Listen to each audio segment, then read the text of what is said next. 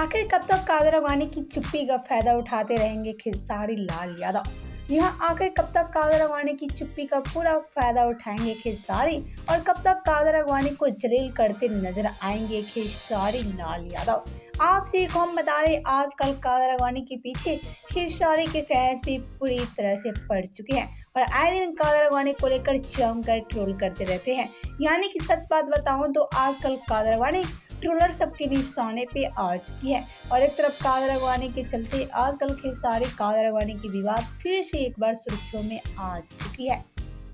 हम आपसे एक बता दें, जहां आजकल कादर अगवानी काफी ज्यादा चुप्पी साध लिया है, तो वहीं आजकल कादर अगवानी के पीछे खेसारी लाल यादव के फैंस पूरी तरह से पड़ चुके हैं। यानी कि आप सब तो देखते होंगे, आजकल खेसारी फैंस कादर अगवानी को लेकर कई सारे विवादित बयान देते रहते हैं और एक तरफ कादर अगवानी को जमकर ट्रोल करते रहते हैं। और ऐसे में सबको देखकर अब सबका ये कहना है कि आखिर कादर अगवानी की चुप्पी का फायदा कब तक उठाते रहेंगे खेसारी, क्योंकि खेसारी अपने फैंस को मना नहीं कर रहे कि कादर अगवानी को ट्रोल ना करे।